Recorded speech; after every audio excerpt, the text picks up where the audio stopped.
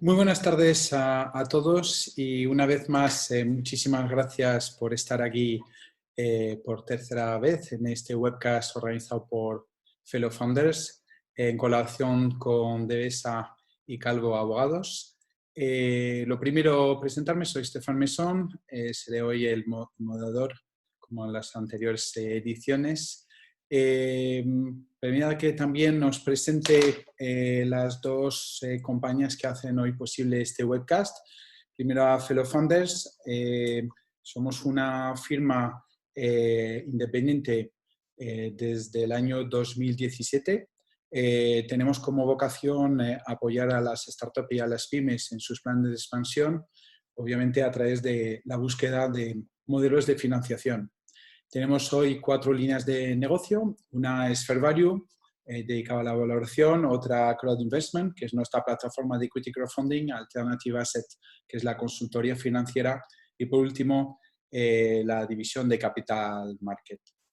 Por otra parte, quisiera también presentar a Devesa, Calvo y Abogados, despacho fundado en el año 2007, especializado en la abogacía de negocio, cuya áreas de prácticas más relevantes son la planificación fiscal, el derecho mercantil y el laboral para empresas. Hoy nos acompaña Mariano Colmenar, que es socio de Fellow Founders, responsable de la división de Capital Market.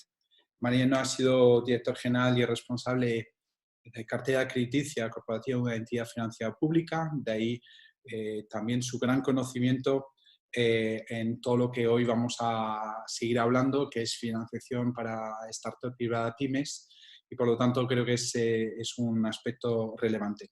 Mariano es también experto en mercados de capitales y vehículos de inversión privada.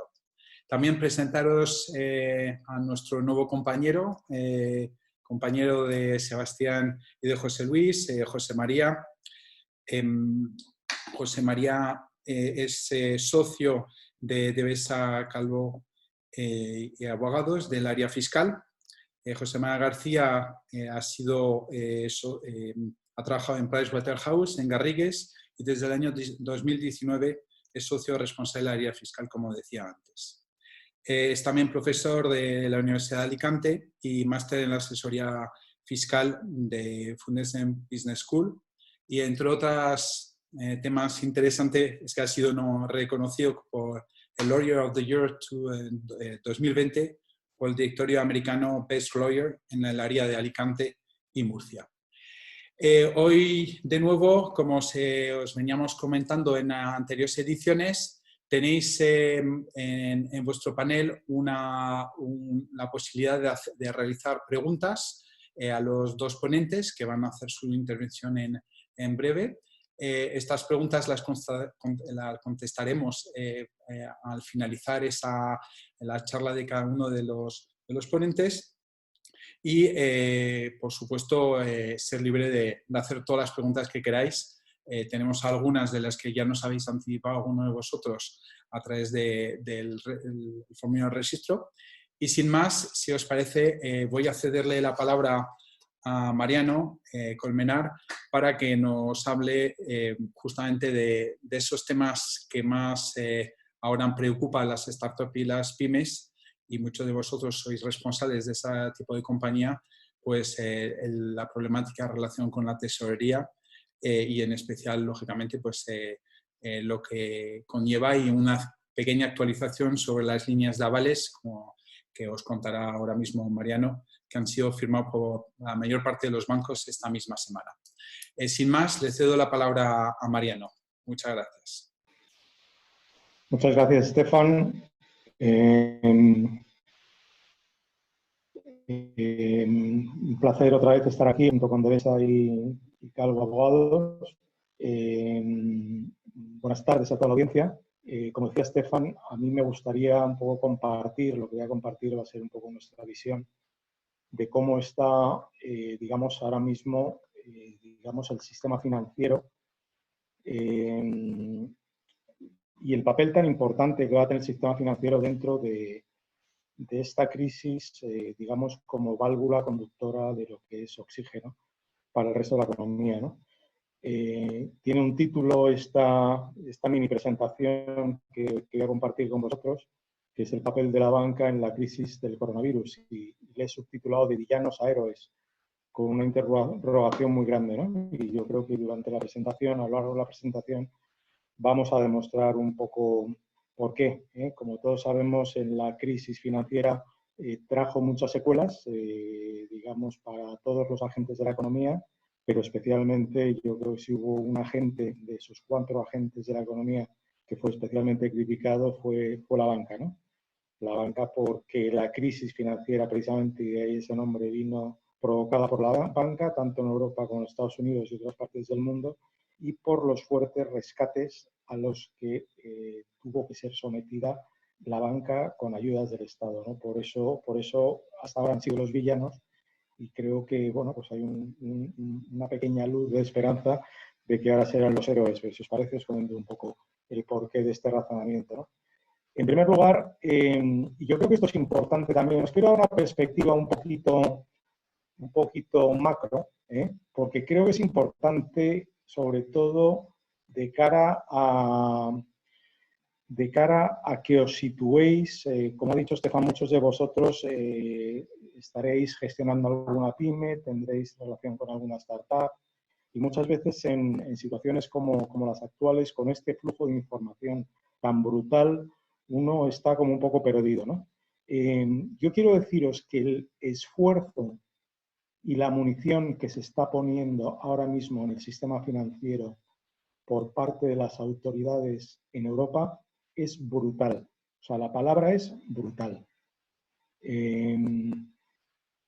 Es curioso porque aquí pues tampoco, cuando lees la prensa normal, pues bueno, va todo como con medidas un poco descabezadas y cada medida un poco por su cuenta y demás, pero aquí hay un esfuerzo de coordinación por parte del Banco Central Europeo, la Unión Europea, la Comisión Europea, la autoridad bancaria, etcétera, que es mucho más importante de lo que parece, de lo que parece. Me he quedado con una frase interesante de Christine Lagarde, que como sabéis es la presidenta del Banco Central Europeo, que en su, digamos, carta inaugural, ¿no?, a los mercados, para decir que iban a entrar con todo lo que hiciera falta, pues dijo: las políticas sanitarias y fiscales deben ser el foco de nuestra respuesta a la crisis, es decir, sanitarias y fiscales. La política monetaria se centrará en proveer de liquidez al sistema financiero. Esto es muy importante, proveer de liquidez al sistema financiero para asegurar apoyo financiero a todos los sectores de la economía. Esto afecta por igual a ciudadanos, familias, empresas, bancos y gobiernos. Es decir, yo en otras webcasts que hemos tenido, yo creo que tenemos que mantener un tono reivindicativo. Y eso es una reflexión personal. Es decir, aquí llevamos encerrados pues prácticamente un mes, o a mí por lo menos me parece ya un mes. Parece que vamos a seguir encerrados pues otros 20 días mínimo, y luego pues oye, selectivamente, con cierto distanciamiento social, empezaremos un poco a volver a nuestras actividades, ¿no? Entonces hay que tener en cuenta que a nosotros nos han cortado todos los canales de generación de riqueza, a muchos de nosotros. Con lo cual es muy importante que nos situemos y que sepamos la responsabilidad que va a tener las autoridades políticas, financieras y demás. Y, por supuesto, sanitarias, ¿no? Yo un poco para haceros una idea de lo que se está poniendo, de la carne que se está poniendo en el asador. Por una parte va a haber 870.000 millones puestos por el Banco Central para la recompra de activos. Estos son compra de bonos del Estado, bonos corporativos, deuda corporativa. Es decir, para generar liquidez y que pueda haber emisiones, y también reducir las primas de riesgo en los mercados de capitales. Luego, y esto a mí sí que me parece bastante llamativo, van a poner 3 billones de los latinos, es decir, el PIB español creo que debe ser 1,2 o 1,3, como ventana de liquidez para bancos al menos 0,75%. Si no recuerdo, yo creo que esta ventana de liquidez estaba entre el menos 0,25 menos 0,50. Es decir, más barata les van a pagar a los bancos para que den créditos a la economía por 3 billones. Recordemos, el PIB español 1,2, 1,3 billones. Con lo cual, Esto es muy significativo porque es munición al final para el sistema bancario europeo. Luego también entra la EBA, que es la autoridad, digamos, bancaria europea, diciendo que también la banca podrá liberar 120 millones, perdón, miles de millones en cuanto a exigencias de capital. La banca, por cada préstamo que da, voy a hablar de medias porque depende mucho del tipo de préstamo, pero tiene que dotar una media de entre un 10 y, bueno, entre un 5 y pongamos, un 12% de capital, aparte.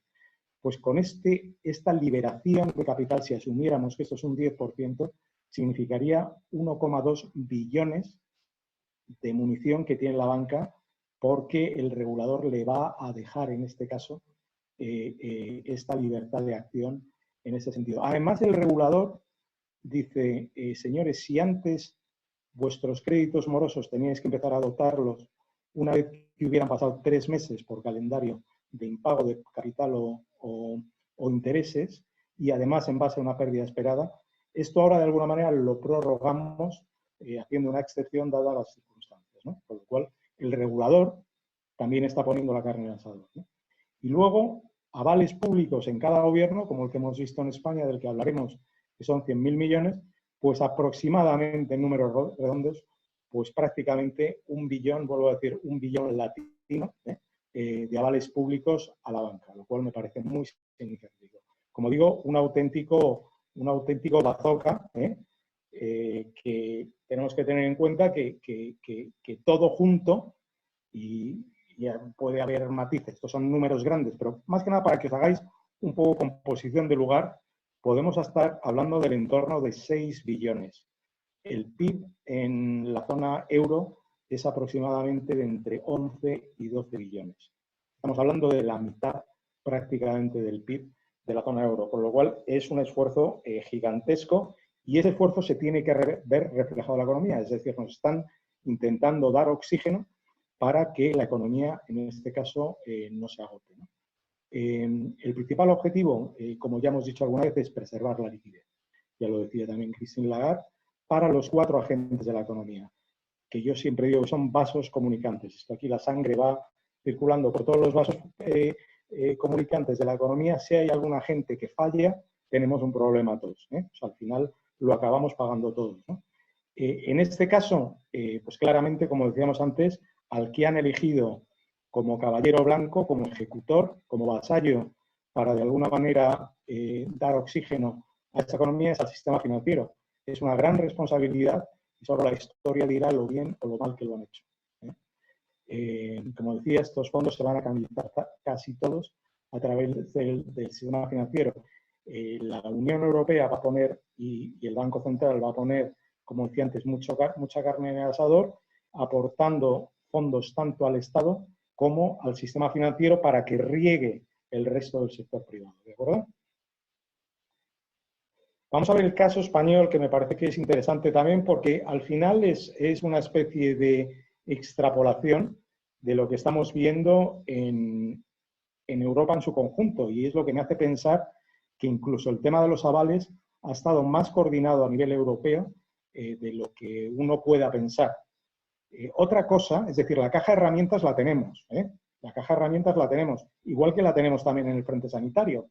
Es decir, la caja de herramientas en el frente sanitario, sabemos que son las mascarillas, los respiradores, los centros sanitarios, el número de doctores, etc. En el sistema financiero exactamente igual. Y es todo esto de lo que estaba hablando. Es decir, ayudas del Banco Central, ayudas de la Unión Europea y ayudas del Estado. Ahora, esto hay que gestionarlo bien y con eficiencia. Si disparamos al aire, corremos el peligro de que esto de alguna manera se nos complique, ¿no?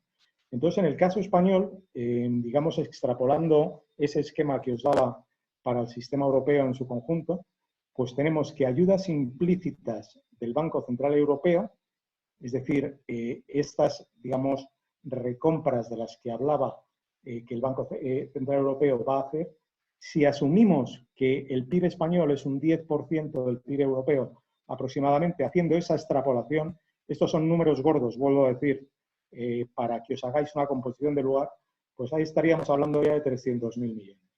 Luego acordaros que os he dicho el regulador. El regulador, de alguna manera, permitiendo a la banca no retener tanto capital como al que ha estado obligado hasta ahora. Pues eso significaría una liberación de capital para prestar, que es coyuntural, por supuesto. Luego habrá que recomponerlo. Es decir, estas son medidas coyunturales y luego, lógicamente, habrá que pagar la fiesta, ¿no? Pero de momento, eso es lo que tenemos para, como decía, dotar al sistema de respiración asistida. El regulador, estas medidas permitirán a la banca un oxígeno de 120.000 millones para inyectar en el sistema. El Estado, como ya sabemos, da 100.000 millones de avales, pero eso, si dan 100.000 millones de avales y es el 80% de los créditos que otorgue la banca por estas líneas, quiere decir que la banca puede llegar hasta 125.000, ¿de acuerdo? Con lo cual ahí sumaríamos esto. Y luego, por parte de la Unión Europea, pues también con el tema del fondo de rescate, el tema del Banco Europeo de Inversiones, que va a hacer otro aval también, pues se nos prestaría nuestra parte alícuota asumiendo ese 10%, que puede ser más o menos de unos 55.000 millones. Estamos hablando aquí prácticamente de una munición de 600.000 millones, en números gordos, pero para que os hagáis una idea de lo que estamos hablando. Bueno, pues si eso seguís la flechita en esta diapositiva que os estoy enseñando, pues veis que el crédito actual que tiene concedido el sistema financiero a pymes y a grandes empresas, pues prácticamente estamos hablando de unos 875.000 millones. Es decir, hay una cantidad muy grande, digamos, de munición que se puede permear por el sistema como porcentaje de lo que ya existe de la financiación, en este caso a pymes y grandes empresas. Si cogierais el sector, digamos, de los hogares, pues ahora mismo la banca tiene otorgados unos 630.000 millones, ¿no? O sea, que quiere decir que esta parte, y coinciden los números bastante con lo que son a nivel agregado en la Unión Europea, todo esto que se va a poner, como digo yo, toda esta carne que se va a poner al asador, es aproximadamente un 50% de la inversión crediticia al sector privado que existe hoy en día. Para que os hagáis una idea de orden de magnitud. ¿De acuerdo? ¿Y cuál es el punto de partida? Y es que esto es muy importante. Nueva que se le va a dar al sistema para que la inyecte en el sistema.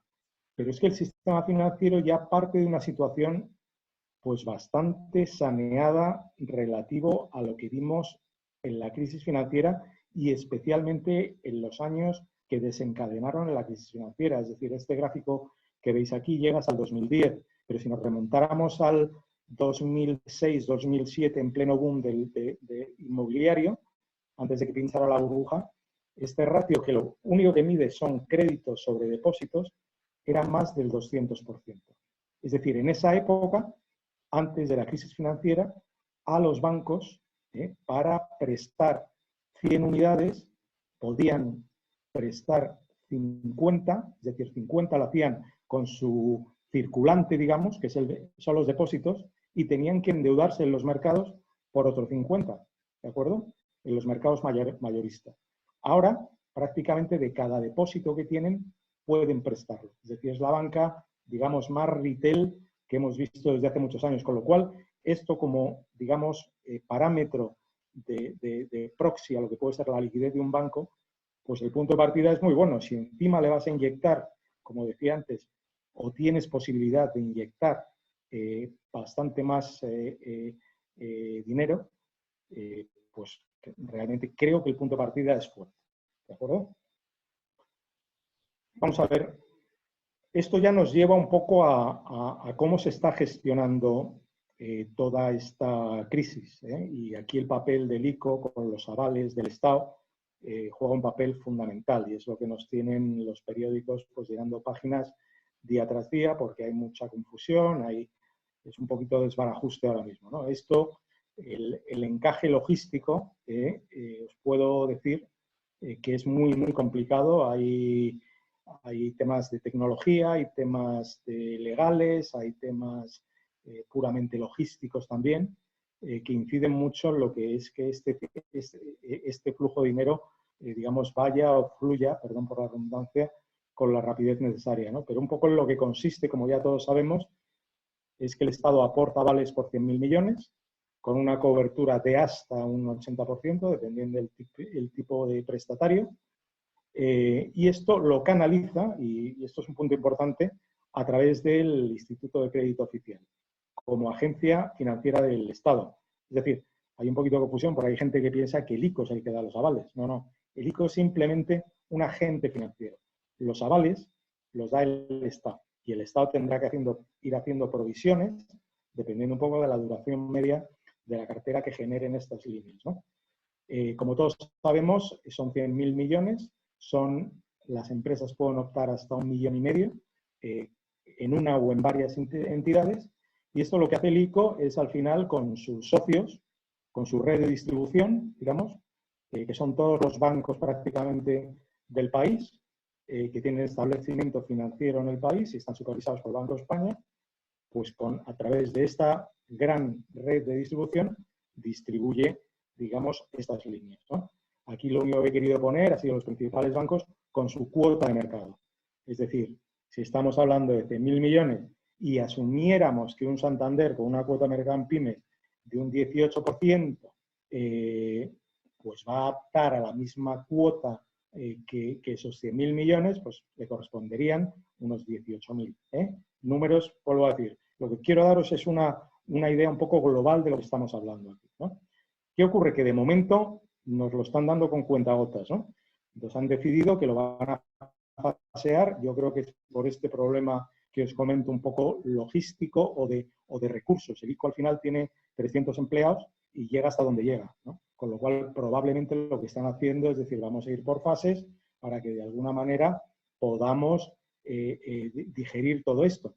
Y no es que el ICO tenga que aprobar los riesgos los van a aprobar los bancos, sobre todo en créditos de hasta 50 millones. Es el banco y el comité de riesgos del banco. Por encima de 50 millones, que ya estaríamos hablando de grandes empresas, sí el ICO ya, de alguna manera, tendrá que supervisarlo también. Pero el ICO hace una labor de supervisión asegurándose de que los préstamos están dados para su finalidad. Aquí habrá una serie de interrogantes y es si estos préstamos acaban fluyendo por todo el tejido económico de la forma que tienen que fluir, pero no nos olvidemos de una cosa muy importante. Los bancos, al final, tienen discrecionalidad para ver a quién prestan, Y aquí no hay un condicionante que yo sepa, es decir, a este sector le tienes que prestar tanto, a este tanto y demás. Si sabemos que hay algunas líneas específicas, como la línea de turismo y actividades conexas, la Thomas Cook, que es especialmente para este tipo de CNAES, como puede ser restauración, hostelería, agencias de viajes, transportes, que se han visto muy afectados y probablemente sean una de las mayores víctimas de esta crisis, ¿no? Sí hay una línea específica para ellos, ¿no? Pero es muy importante saber que los bancos tienen, digamos, discrecionalidad y por eso el título de esta presentación, de villanos a héroes. Es decir, aquí hay una línea fina por ver cuál es el resultado de todo esto, ¿no? Entonces, estos créditos que los bancos, a través de estos avales, van a poder conceder, digamos, al sector privado, en este caso a las empresas, pues se ha decidido que este primer tramo de 20.000 millones, pues la mitad sea para las pymes, entendiendo por pymes aquellas que tienen menos de 250 empleados, y el otro 50%, es decir, otros 10.000 millones, vaya a las grandes empresas. Aquí también al fondo, en la parte baja de esta slide, tenéis una idea un poco de cuál es el tejido empresarial en nuestro país. Prácticamente pues, de 2,9 millones de empresas, pero claro que es que las grandes son pues muy pocas, como todos sabemos. Representan un 0,2%. Todos sabemos que la pyme es la vasta mayoría de las empresas y además si nos vamos a pymes sin asalariados, que fundamentalmente serían autónomos, es más de la mitad, ¿no? Para mí este reparto, si os digo la verdad, no es una opinión personal, no es lo equitativo que debería ser. Yo creo que las grandes empresas tienen más fuentes de financiación, no están tan necesitadas de estas líneas, es decir, una gran empresa normalmente va a tener transaccionalidad con un banco, va a tener una historia con un banco y un banco va a poder tomar otra serie de medidas que no sean tan de emergencia como las de un restaurante, como las de un taller de coches o como las de la pyme media de nuestro país, que sabemos que hay mucha pyme entre 1 y 9 empleados, ¿no? Por lo cual, a mí no me extrañaría que en los siguientes tramos, que tendrán que salir ya, porque esta línea de 20.000 millones se ha consumido ya, de alguna manera estuviéramos viendo un poquito de cambio en el mix, un 60-40, un 70-30, eso sería lo deseable, pero bueno, la verdad es que no tengo la bola de cristal y no sé un poco cómo quedará, ¿de acuerdo? Y bueno, pues es un poco lo que os quería decir. ¿De villanos a héroes? Pues una gran pregunta. Yo dejaros con el mensaje de que en la crisis pasada, como todos sabemos, el sistema financiero a nivel global quedó muy, muy tocado. Vimos nacionalizaciones, vimos bancarrotas, vimos fusiones, vimos concentración, ayudas del Estado. En el caso español, las ayudas del Estado aproximadamente pues han excedido los 40.000 millones. Y como sabemos todos, han sido objeto los bancos de mucho escrutinio popular y de mucha crítica, ¿no? Entonces, bueno, ese es el punto de partida, y de ahí un poco el título de villano, de alguna manera, ¿no? Como hemos dicho en esta presentación, en la actualidad la banca tiene mucha liquidez y mucha mayor solvencia. No hemos hablado de la solvencia, pero también la solvencia medida como capital sobre activos de riesgo es más de 2 veces lo que era al principio de la crisis, con lo cual hay un colchón ahí importante, ¿no? Las líneas adicionales de liquidez potenciales que la banca puede o no usar, muy importante, representan casi la mitad del crédito al sector privado, es decir, estamos hablando de mucha liquidez potencial al sistema. Y un punto muy importante es que la banca ahora mismo tiene un dilema, es decir, tiene que decidir cómo maximizar el valor para sus stakeholders, para sus grupos de interés. Y sus grupos de interés son empleados, son clientes, son accionistas y es la sociedad en general, ¿no? Y esos grupos de interés, como todos sabemos o nos podemos imaginar, muchas veces no están alineados, ¿no? Entonces es un momento de decidir por dónde va a optar la banca. Estamos viendo que está haciendo una mezcla de cosas de momento que me parece que es lo lógico. Hemos visto que la mayoría de los bancos, animados por la autoridad monetaria, han suprimido el dividendo a sus accionistas, con lo cual los accionistas están sufriendo. Vemos que los directivos están recortando los sueldos, vemos que están suspendiendo bonus y demás, con lo cual los empleados también están sufriendo. Y entonces lo que nos queda por ver son los clientes, nos queda por ver qué criterios de selectividad se va a aplicar a esos clientes. Yo entiendo que la banca, según sus modelos, no podrá soltar el grifo y prestar a cualquiera, pero no nos olvidemos que estos son líneas de liquidez, de emergencia, con un 80% de aval en el caso de las pymes. Por lo cual yo creo que la banca debe hacer un esfuerzo y distribuir el riesgo lo más que pueda, ¿no? Y luego, por supuesto, pues habrá que ver qué ocurre con la sociedad, cuál es la lectura de la sociedad, si serán villanos otra vez o serán héroes. Y bueno, esto es un poco lo que os quería comentar. Estoy abierto a preguntas luego si tenéis cosas en más detalle. Una vez más agradeceros a la audiencia el haber estado aquí y desearos, o ya os lo desearé luego, una feliz, unas buenas vacaciones un poquito surrealistas, pero los mejores deseos. Gracias.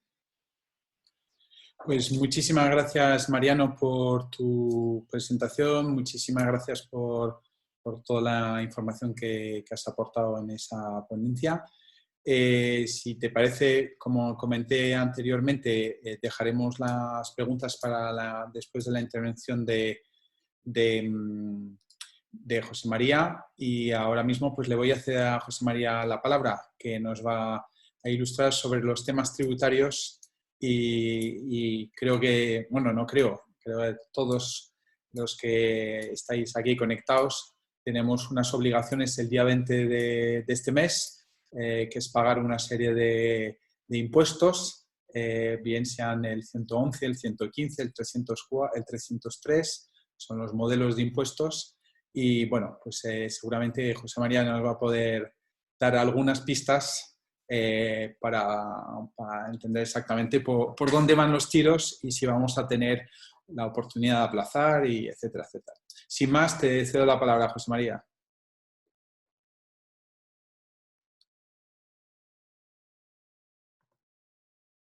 Pues buenas tardes a todos, ¿vale? Lo primero, vamos a comprobar que efectivamente lo vemos bien, ¿vale? O sea, saber, voy a hacer una pequeña prueba de que efectivamente me estáis viendo y escuchando, ¿vale? O sea,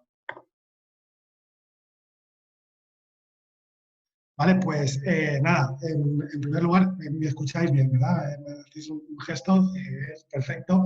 Vale, antes de nada me gustaría pues daros las gracias por la oportunidad que nos habéis dado de estar aquí con vosotros, junto a Fellow Funders desde nuestro despacho de BESA y Cargo. Como os he comentado, pues yo me encargo del área fiscal en la oficina de Alicante y vamos a comentar esta tarde un poco qué perspectivas fiscales tenemos desde que ha surgido la emergencia sanitaria del COVID. He estado atendiendo con mucho interés a la ponencia de Mariano. Él está hablando de villanos a héroes, y nosotros de momento, pues creo que si tuviera que hacer una analogía, solo podríamos hablar de villanos, ¿vale? O sea, ¿por qué? Porque yo voy a hablar, muy curioso, ¿no? Porque cuando me dijeron, tienes que hablar de las novedades fiscales, de todo lo que se ha implementado para un poco ayudar al contribuyente. Y diría, vale, pues voy a empezar hablando por lo que no ha cambiado, por lo que nos ha ayudado, ¿no? O sea, porque dentro de todo ese mar enorme de cifras que nos ha aportado Mariano, pues la posición del contribuyente, la posición fiscal, pues es bastante complicada. Bastante complicada porque se han adoptado algunas medidas que vamos a ver ahora, pero hay otras muchas que no se han adoptado y que hay pues, cierto clamor social para que se adopten y por lo visto pues ya sabemos que la ministra Calviño ha dicho que los impuestos sostienen los gastos públicos y que no se pueden aplazar, ¿vale? No se pueden aplazar más allá de lo que ellos han concedido. Voy a empezar hablando un poco por lo que no ha cambiado, ¿vale? O sea, porque esto es muy importante. O sea, realmente lo que no ha cambiado es ninguna de las obligaciones que teníamos de presentar autoliquidaciones, ¿vale? O sea, autoliquidaciones son las declaraciones que presentamos los contribuyentes, en las cuales cuantificamos nuestra deuda tributaria, y que siguen vigentes, ¿vale? O sea, y tenemos ahí ya, porque aparte estamos en un mes que es fiscalmente muy activo, ¿vale? O sea, para todos aquellos que no están en declaraciones de régimen mensual, sino trimestral, pues este es un mes en el que hay que presentar el primer trimestre de IVA, el primer trimestre del primer pago fraccionado del impuesto sobre sociedades, también retenciones de IRPF y pagos a cuenta del IRPF, ¿vale? Entonces, lo primero que tenemos que tener claro es que ninguno de estos impuestos está aplazado, está suspendido, todas las obligaciones están en vigor, ¿vale? O sea, con lo cual, pues nosotros ya estamos trabajando a tope, preparando los pagos fraccionados del impuesto sobre sociedades y estamos, pues, y con el IVA y demás, preparando esas autoliquidaciones que se tienen que presentar. Se tienen que presentar todas en su plazo y declarando por lo que ha sido el primer trimestre, ¿vale? O sea, tener en cuenta que dentro de ese primer trimestre la situación económica pues se parece como una castaña con la que es a día de hoy, ¿vale? O sea, los 3 primeros, si tenemos en cuenta que el estado de alarma se decreta el 14 de marzo, pues hasta ese momento vivíamos una realidad y hoy en día vivimos otra muy diferente, ¿vale? Con lo cual, lo primero que tenemos que tener claro es que no se ha suspendido la obligación de declarar ningún impuesto. Y estas son las declaraciones trimestrales, ¿vale? O sea, pero tenemos a la vuelta de la esquina el fin del plazo de declaración del IRPF y el mes de julio el impuesto sobre sociedades, ¿vale? O sea, además del segundo trimestre de IVA. Entonces, el mes de abril y en el que ya estamos, y el mes de julio, que está a la vuelta de la esquina, sobre todo en los plazos en los que nos movemos de readaptación a a la normalidad, pues yo entiendo que de aquí a julio van a haber pocos cambios en lo que se refiere a la coyuntura económica, ¿no? Entonces, nos vamos a ver con que vamos a tener que ir declarando una serie de impuestos de aquí hasta julio y que tenemos que afrontar cómo hacemos el pago de esos impuestos, ¿vale? Entonces, empezando por lo que no ha cambiado, y aquí veréis todos los días que desde todos los colectivos profesionales se ha reclamado al gobierno que hubiera algún tipo de moratoria o que se tuviera en consideración la circunstancia sobrevenida del estado de alarma, pero de momento no hay nada. También es cierto que esto os he puesto aquí a día de hoy, porque posiblemente puede cambiar. Esto tiene pinta que no. Yo creo que salvo que hubiera algún cambio a nivel europeo, pues claro, cuando la ministra habla María lo ha explicado muy bien, seguramente lo podría explicar mucho mejor que yo, pero realmente cuando la ministra habla de que los impuestos sufragan los gastos públicos, es que el Estado, pues realmente las vías de financiación que tiene son dos principalmente, una el endeudamiento y otra la recaudación de impuestos. Entonces, si suple, o sea, si lo dejamos todo el endeudamiento, pues obviamente no se llega, ¿vale? O sea, y tener que pagar impuestos es lo que hace que muchas de las otras prestaciones que están haciendo, no solo de liquidez, sino todas las que habéis visto las otras semanas de ERTES y demás, pues el dinero tiene que salir de algún sitio. Y por ahora, pues ese sitio van a ser el resto de los contribuyentes. Entonces, esto es lo que no cambia. Si vemos en lo que cambia, vamos a ver que realmente ha habido dos publicaciones, dos reales decretos que han implantado medidas tributarias, ¿vale? O sea, el primero fue el 7 de 2020, son el 7 y el 8, el 7 que es de 12 de marzo, que se publicó el viernes 13 de marzo en el BOE, y que ahí este estaba previsto fundamentalmente para las obligaciones tributarias inmediatas, ¿vale? O sea, porque hay una cosa muy importante que tenemos que tener en cuenta y es que las medidas de aplazamiento, esto es aplazamiento de deudas tributarias, este primer Real Decreto se refiere única y exclusivamente para las autoliquidaciones de impuestos que finalicen antes del 30 de marzo. O sea, con lo cual, por ejemplo, hay que tener en cuenta que el IRPF queda fuera. El IRPF que acabó el 30 de junio no se ve afectado por este impuesto. Toda la gente que les resulte ingresar no podrá beneficiarse de estas medidas de aplazamiento. Es hasta mayo y hasta mayo pues, los impuestos que tenemos son los de abril, los trimestrales y luego los que pudiera haber en régimen mensual, marzo, abril y mayo. ¿Vale? O sea, esto es únicamente, esta ventana del Real Decreto 7 de 2020 se refiere únicamente a estos impuestos. ¿Vale? Y tiene unos destinatarios muy concretos. Sabéis que aquí Mariana está hablando de pymes tomando como criterio el de los trabajadores. Desde el punto de vista fiscal, cuando hablamos de pymes, hay dos conceptos que nos afectan. Uno es desde la perspectiva del IVA, que es lo que es gran empresa, efectos de IVA, que serían todas aquellas empresas que tienen una cifra de negocio, de facturación, el año anterior superior a los 6 millones de euros. Entonces, en este caso, pues todas las que estén por encima son empresas a efectos de IVA y luego el impuesto sobre sociedades, todas las que tienen una facturación superior a 10 millones de euros son empresas de reducida dimensión. Son conceptos fiscalmente distintos, pero más o menos vienen a referirse a un mismo tipo de empresa. O sea, vamos a hablar de empresas pequeñas o medianas. Entonces, solamente, y aquí iríamos al concepto de gran empresa de efectos de IVA, que sería quizá el más restrictivo, aquellas que estén por debajo de los 6 millones de euros en el año 2019 son las que se pueden acoger a este aplazamiento. Y el aplazamiento consiste en que se puede aplazar hasta 6 meses las deudas de esos impuestos que se devengan hasta el 30 de mayo, 6 meses de los cuales los 3 primeros meses no devengan interés y a los 3 siguientes devengan ya el interés normal. O sea, entonces, aquí esto se adoptó un poco, yo entiendo, para insuflar un poco de oxígeno, pero oxígeno inmediato, porque además el importe de las deudas que podemos aplazar es hasta 30.000 euros. ¿Vale? O sea, no, si hay una deuda superior, pues si por ejemplo fueran 40.000, pues tendríamos que pagar 10.000 y a poder aplazar el resto de los 30.000. ¿Vale? Es cierto que se adoptó una medida novedosa, quizás lo más novedoso de este aplazamiento es al tipo de deudas al que se podía referir. ¿Por qué? Porque desde la última modificación que hubo de la ley general tributaria, lo que quitaron fue la posibilidad de aplazar las deudas que se refiriesen a impuestos en los cuales la ley de alguna manera nos obliga a ser como recaudadores. O sea, no son impuestos que nos afectan a nosotros, sino que nosotros somos los que tenemos que recaudar e ingresar.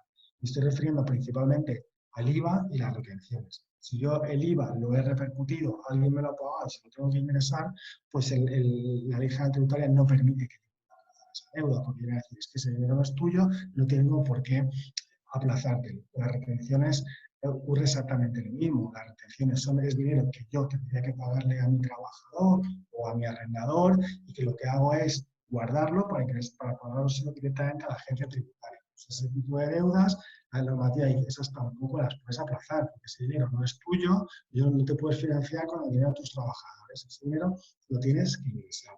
Aquí, como se imaginaron que podía haber un problema de liquidez inmediato, dijeron, bueno, pues este tipo de deudas sí que vamos a levantar la veda y las vamos a poder aplazar, ¿vale? O sea, con lo cual, esa primera cláusula de oxígeno del Real Decreto 7 de 2020, pues tiene unos destinatarios muy concretos, unas deudas muy delimitadas, más de 30.000 euros, y un periodo también limitado en el tiempo. Claro, esto con la coyuntura económica que ha estado describiendo Mariano, pues nos podemos imaginar que es una especie de gota en el océano. O sea, esto es un plan de choque inmediato, pero el reto al que se enfrentan los contribuyentes es muy superior. Posteriormente, 5 días después, se aprueba un nuevo Real Decreto en el cual se introducen también un nuevo aplazamiento. Pero este nuevo aplazamiento se refiere no ya a las deudas que están en régimen de autoliquidación, que serían las que presentamos todos los contribuyentes, todas las empresas, sino a las deudas, y esta es la diferencia fundamental, que liquida la administración, ¿vale? O sea, sabéis que pues, estamos en un procedimiento de gestión o inspección, es la administración la que nos notifica la carta de pago resultante de la liquidación que ellos han calculado, y en función de cuándo nos llegue esa notificación, pues el plazo de pago es uno u otro. Y tampoco me quiero explayar demasiado, pero básicamente si es dentro de la primera quincena o de la segunda quincena, el plazo es hasta el día 20 del mes siguiente o el día 5 del segundo mes posterior. Involuntario, ¿vale? Pues aquí, como de alguna manera también pudieron presuponer que el impacto, el maremoto del estado de alarma podía suponer algún tipo de tensión de tesorería, pues se establecieron un único aplazamiento, pero a 2 fechas distintas. Uno 30 de abril y otro el 20 de mayo. El 30 de abril para las que se hubieran notificado con anterioridad al inicio del estado de alarma y el 20 de mayo para las posteriores. Esto se hizo extensivo también a todo lo que no es pago de impuestos, pero que supone una reacción a la acción de la administración. Me estoy refiriendo a atención de requerimientos y demás. Y igual que era para el deudas liquidadas, se refería para aplazamientos y fraccionamientos que estuvieran ya en vigor. ¿Vale? O sea, aquí había como una especie de standstill, aquí se paraba todo y hasta el 30 de abril no había que hacer frente al pago de estas liquidaciones. O, si se notificaban posteriormente, hasta el 20 de mayo. ¿Vale? Pensar que este tipo de liquidaciones en un porcentaje frente a lo que son autoliquidaciones de los contribuyentes es muy, muy, muy inferior, ¿vale? O sea, el quantum a lo que se está refiriendo esta medida y aplazamientos, pensar, es que primero el 30 de abril, ¿vale? O sea, el 30 de abril es pasado mañana, o sea, esto está ya ahí. Y luego el siguiente, 20 de mayo, pues es algo que también lo tenemos ya casi encima, sobre todo si hemos sufrido una insolvencia sobrevenida, ¿vale? O sea, son medidas de emergencia, medidas de primeros auxilios, pero que no son unas medidas que en el caso de que haya realmente una situación de tensión de tesorería importante, pues vayan a suponer una ayuda muy grande para los contribuyentes, ¿vale? Pero el caso es que es lo único que tenemos, ¿vale? O sea, a día de hoy, estos 2 Real Decretos, en el 7 y el 8 de 2020, son los únicos, y todo por supuesto aplazamientos, ¿vale? O sea, estamos hablando Uno, el aplazamiento de autoliquidación a 6 meses y otro, lo de 30 de abril y 20 de mayo. No hay más, ¿vale? O sea, la situación en la que estamos es esta y estaremos pendientes, porque aquí sí que es cierto que las novedades se suceden de un día para otro casi sin previo aviso, ¿vale? O sea, y no sé lo que va a pasar en las próximas fechas, pero de momento, a día de hoy, lo que tenemos son estos aplazamientos. Tenemos dos campañas importantes, una es la del IRPF. Pensar que aquí los mensajes del gobierno pues, son un tanto inquietantes, ¿no? O sea, si cuando se hablaba de por qué no se había puesto la obligación de autoliquidar, dijeron que era que la mayoría de la gente les había devolver el IRPF y que por eso no lo hacían, ¿no? Cuando pues, se puede decir perfectamente, o sea, no tienes por qué quitarlo de devolver cuando puedes quitarlo de lo de ingresar. Y luego la del impuesto sobre sociedades y las dos de IVA, pues son dos campañas muy importantes. De todo lo que es el año natural, ¿vale? O sea, a pesar que las campañas importantes de impuestos pues son fundamentalmente, aparte de, lógicamente, los trimestres de IVA, pues el IRPF y el impuesto sobre sociedades, ¿vale? Que si bien han tenido sus pagos fraccionados previos, el momento ahora de autoliquidación es ahora y ahora es un momento clave en cuestión de tensión de tesorería. Con lo cual,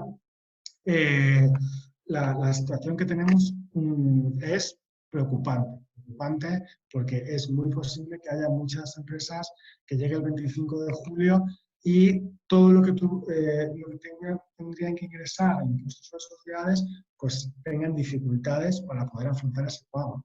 ¿Por qué? Porque además resulta que tenemos el decalaje de un año y en el 25 de julio lo que presentamos es el impuesto sobre sociedades del año anterior, de 2019, ¿vale? O sea, como el cambio de coyuntura económica, el corte que se produce en marzo de 2020, pues es muy importante, ¿no? Y posiblemente el resultado del 2019 tenga poco o nada que ver con lo que va a ser el resultado de la evolución del negocio en el año 2020. Bien, a la hora de hacer la foto del impuesto en julio, esto nos va a afectar. Ahora, empresas a las que le afecte más, lógicamente, y otras a las que les afecte. Esto es algo que hay que empezar a prever desde ya. Esto en cuanto a lo que se refiere a impuestos estatales. Lógicamente, desde que se produjo la declaración del estado de alarma, ha habido una reacción. Sabéis que los impuestos van por estado, autonomías y entes locales, ¿vale? Y todas las autonomías sí que han tenido una reacción muy ágil, ¿vale? O sea, y todas, o sea, aquí tenéis una lista, lógicamente no voy a entrar al detalle de cada una, pero veis que todas han adoptado medidas de aplazamiento de impuestos. Impuestos autonómicos que principalmente se refieren pues, al ITP, a la JD, ¿vale? O sea, impuestos sobre sucesiones, donaciones, estos son los impuestos de gestión autonómica. Casi todas las autonomías, todas sí que han introducido aplazamientos a la hora de declarar, ¿vale? O sea, con lo cual aquí posiblemente el esfuerzo autonómico sea mayor que el estatal. Es cierto que los impuestos estatales en este sentido pues son el core de la recaudación, ¿vale? O sea, es donde está el gran impacto. Pero todas las autonomías han sido bastante sensibles. Cada uno, en función de donde esté, puede comprobar la normativa que le corresponde y se puede ver cómo ha habido medidas urgentes y aplazamientos en todos los sitios. Los ayuntamientos igual, ¿vale? O sea, pues aquí impuestos locales, pues tenemos IBI, IAE, impuesto de municipal, hay un montón, todos los impuestos, todos los ayuntamientos están siendo bastante sensibles. Igual simplemente hay que ir a la web del municipio que nos interese y ver qué medidas se han adoptado. Nosotros, algún ayuntamiento nos ha consultado sobre esto y hemos dado indicaciones. Hay gente que está, pues, sin ánimo de ser muy exhaustivo, pero todo lo que son precios públicos, tasas, pensar en una terraza, ¿no? O sea, que está pagando y tiene la obligación de tener el establecimiento cerrado. Pues ahí vemos que los ayuntamientos sí que están siendo bastante ágiles. Pero seguimos teniendo, para mí, el principal problema es la autoliquidación y la declaración de impuestos a nivel estatal, ¿vale? Entonces, Viendo qué podemos prever, y es que, salvo que haya algún cambio, o sea, aquí ya sabéis que la actualidad manda y puede haber un cambio en cualquier momento, pero con lo que tenemos, sabemos que no vamos a poder disfrutar de más aplazamientos de impuestos sobre sociedades, de todo lo que vayamos a hacer el 30 de mayo y de la cuantía de 30.000 euros. ¿Qué hacemos? ¿Vale? O sea, si nos viéramos en la necesidad de buscar aplazamientos, pues hombre, tenemos dos opciones. Una, financiarnos con una entidad financiera y si no se puede, pues buscar un aplazamiento con la agencia tributaria. Buscar aplazamientos con la agencia tributaria, y aquí ya me refiero a lo que es la normativa normal. Esta normativa es la misma que estaba antes del estado de alarma, pero es a la que nos vamos a tener que acoger cuando tengamos que pedir aplazamientos o fraccionamientos de deudas tributarias fuera de los casos específicos de los Reales Decretos 7 y 8/2020, ¿vale?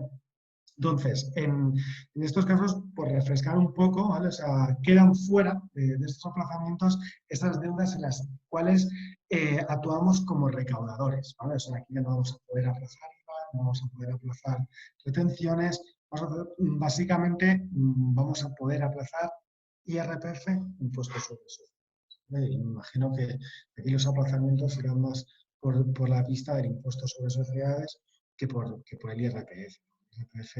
Son más excepcionales, las cuantías a ingresar no tienen nada que ver con el impuesto sobre sociedades. Entonces, para pedir aplazamientos según la normativa general, pues hombre, hay que seguir un procedimiento. Yo no quiero detallar todo el procedimiento porque tiene bastantes particularidades, pero sí que dar un par de pinceladas, sobre todo elementos importantes que tenemos que prever quizá con cierta antelación a la hora de plantear los aplazamientos del impuesto sobre sociedades. ¿Por qué? Y es que para poder pedir un aplazamiento tenemos que acreditar que estamos ante una situación de una insolvencia coyuntural, ¿vale? O sea, la agencia tributaria solamente nos va a conceder un aplazamiento si entiende, y esto yo lo he sufrido muchas veces con recaudación, la verdad es que preparando esta presentación me acordé mucho de épocas que creía que habían quedado ya atrás, ¿vale? O sea, de todos los años 2009, 2010, 2011 fueron terribles y ahí sí que cogimos muchísima experiencia en negociar con recaudación el aplazamiento de deudas tributarias. Y de todo esto siempre la clave, ¿vale? O sea, la clave es poder hacer que ellos vean que nosotros tenemos una situación de insolvencia coyuntural. Si vamos a ir diciendo que no podemos pagar y que si no vamos a cerrar la empresa, vamos a tener problemas. Vemos que esto es como en la venta. Hay que siempre dar una imagen, decir, mira, no puedo pagarte ahora, pero esto es una cuestión del momento. Te voy a poder pagar, tengo un business plan, tengo una financiación que voy a intentar conseguir. Hay que justificarlo, ¿vale? ¿Por qué? Porque cuando llegue el día 25 de julio, este tipo de cosas las debemos tener ya previstas. O sea, tenemos que ver vistas que el poder acreditar que estamos ante una insolvencia temporal es algo muy importante. Luego, otra cosa que tenemos que tener en cuenta es que un aplazamiento tributario, y esto es el mayor inconveniente, ¿no?, de los aplazamientos tributarios, es que nos van a pedir una garantía. Y una garantía, claro, generalmente cuando tenemos una garantía, o sea, tener garantía y estar en situación de necesidad de aplazamiento, pues es un poco una situación muy contradictoria, ¿no? Porque cuando tenemos este tipo de garantías podemos acceder a otro tipo de financiación. Pero bueno, toda deuda que esté dada, si las deudas de menos de 30.000 euros, que para estas necesitaríamos garantía, ¿vale? Todas las que sean superiores vamos a necesitar. O bien, un aval bancario, ¿vale? O sea, que esto sí que es algo que yo desde el año 2008 no lo he visto. ¿Por qué? Porque sabéis, y más los que tenéis relación habitual con los bancos, que para que os den un aval bancario, generalmente la entidad financiera os va a pedir que depositéis el dinero que queréis avalar. Con lo cual, para eso, en muchas ocasiones es mejor pagar directamente que depositar el dinero de la entidad financiera, pagar los costes del aval, para luego encima pagar el aplazamiento con el interés, ¿vale? Pero así está hecha la ley. O sea, un aval bancario o cuando se justifique que no es posible obtener ese aval, otro tipo de garantías. si vamos a ir a esta opción, muy importante, necesitamos acreditar que no hemos podido, porque nos lo van a exigir, ¿vale? O sea, poder acreditar que no hemos podido tener ese aval, bien porque tenemos la denegación expresa por parte de la entidad financiera que nos dice, mira, no te avalo, o sea, aquí va a requerir un esfuerzo de pedir esa carta a nosotros, la que nos diga el banco que no nos da el aval, o al menos puede acreditar que lo hemos, porque durante un tiempo esto sí que los bancos lo hacen con mucha facilidad, pero luego hay un momento que dije, mira, es que no tengo ni a contestar, no tengo la obligación de decirte que no te concedo ese aval. Poder acreditar al menos que lo hemos pedido, ¿vale? O sea, porque eso es un requisito formal, pero nuestra agencia tributaria es bastante incisiva, bastante rigurosa, ¿no? Entonces, cuando no hemos tenido ese aval, podemos buscar otro tipo de garantías. Generalmente, las garantías a las que se van a referir son inmuebles, hipotecas unilaterales a favor de la hacienda pública, que con un inmueble, con esa hipoteca, garantizamos el pago del aplazamiento. A eso, nuevamente, tenemos que cumplir los requisitos, que la cuantía avale el 125% de la deuda y demás. No me quiero explayar, pero sí que tengamos cuenta que a la hora de planificar la solicitud de un aplazamiento o fraccionamiento hay unos requisitos importantes que hay que cumplir y que muchos de ellos requieren una documentación que no se pueden pedir, no se puede preparar de un día para otro, ¿vale? Con lo cual es importante que esto lo tengamos bastante anticipado. Si ya prevemos que de cara a julio no vamos a estar en disposición de poder pagar, que vayamos adelantando ese trabajo, ¿vale? En algunas ocasiones, no sé, la ley prevé la posibilidad de que no haya aval, pero yo sí que os digo que por mi experiencia, la dependencia de recaudación hace una interpretación súper estricta de esto. Y aquí obtener un aplazamiento sin aval es bastante complicado, ¿vale? Y luego, que el aplazamiento devenga el interés de demora, o sea, lo que debemos aval que será el interés legal del dinero. El interés de demora tributario estamos hablando de un 3,75% anual, ¿vale? O sea, con lo cual hay que ver si realmente tenemos que pedir ese aplazamiento o no, porque la financiación de la que ha estado hablando antes Mariano, pues suele estar a unos tipos bastante mejores, ¿vale? Con lo cual esos son cálculos que debemos de ir anticipando cuanto antes. Este es el régimen general, esto no es de lo que habla todo el mundo, pero esto es algo que vamos a tener que tener muy presente si tanto IRPF como impuestos sobre sociedades no estamos en disposición de ingresar por una cuestión de tensión de tesorería. Por último, bueno, sí, comentaros que en cuanto a lo que es los plazos de pago que está dando la agencia tributaria, aquí están vinculados por la instrucción 1/2017 y son estos que os he puesto aquí, ¿vale? O sea, con aval hasta 36 meses, con otras garantías 24 y sin garantía 12.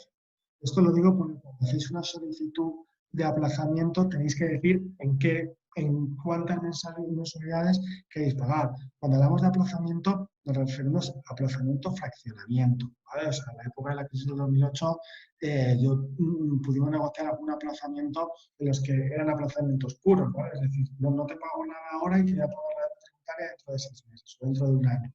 Esto ya hoy en día es prácticamente ciencia ficción. Ahora lo que hacen es básicamente dividir la deuda entre el periodo de meses en el cual pedimos el aplazamiento y sumarle el interés, ¿vale? O sea, es aplazamiento o fraccionamiento. Eso es algo también importante que vayamos previendo. Y luego, por último, no tiene nada que ver con lo que es aplazamientos, pero sí que hay una figura, o sea, porque realmente llevamos unos años con el Parlamento absolutamente colapsado y ha habido pocas novedades legislativas en el ámbito tributario. Esto es algo muy excepcional.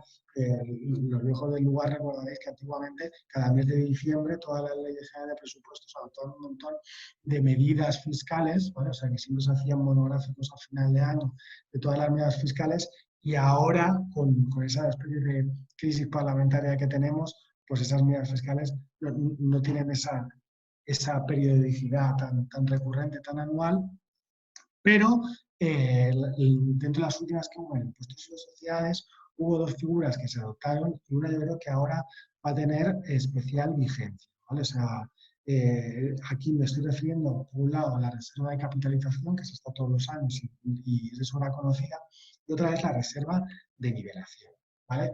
La reserva de nivelación es un mecanismo que recoge un beneficio fiscal, que recoge el impuesto sobre sociedades, y lo que planteabas cuando se introdujo en el año 2014, la finalidad era la de poder anticipar la compensación de bases imponibles negativas. Sabéis, no voy a ponerme aquí a dar una clase, no es el día, el impuesto sobre sociedades, pero sabéis que generalmente nosotros tenemos beneficios, vamos por esos beneficios, cuando tenemos pérdidas, esas pérdidas no tributamos un crédito fiscal, y cuando volvemos a tener beneficios podemos compensar esos beneficios con las pérdidas que tuvimos anteriormente. Claro, siempre requiere que haya primero una pérdida y después el beneficio. Frente a eso se introdujo lo que era la reserva de nivelación. La reserva de nivelación lo que dice es, vale, yo te voy a dejar que tengas una cuantía por la que no pagues por si durante los años siguientes tienes pérdidas. De esa manera, en vez de tener que esperar a que vuelvas a tener beneficios, te vas a compensar esas pérdidas, te las vas a restar de beneficios de ejercicios anteriores. Y esto es la reserva de nivelación. Esta reserva de nivelación, para poder dotarla, tenemos que ser ERD, empresa de reducción de inversión, a efectos del impuesto sobre sociedades, que no es distinta a la de IVA, como comenté al principio. Aquí hablamos de 10 millones de euros, para haber facturado al año anterior menos de 10 millones de euros y tributar al tipo del 25. Los primeros ejercicios que tributan al 15 no se la pueden aplicar, tienes que tributar al 25% y puede ser hasta un 10% de la base imponible que has tenido, ¿vale? O sea, con el núcleo de millón, ese 10% nos lo podemos reducir de base imponible. Claro, generalmente esto es una herramienta de definimiento de impuesto en sociedades que pagan impuestos que tienen beneficios todos los años, pero este año 2020, en el cual es posible que haya muchas sociedades, por ejemplo, las que se dedican a negocios no esenciales, que les ha afectado el cierre total, ¿no? O sea, y puedo estar pensando ahora en empresas del sector turístico, pues va a haber muchas que posiblemente este año sea un año de pérdida, ¿vale? Entonces, ahora que estamos preparando el cierre del año 2019, todas aquellas que puedan aplicarse a la reserva de nivelación, pues este año quizá tiene más sentido que nunca, ¿vale? Porque posiblemente no se haya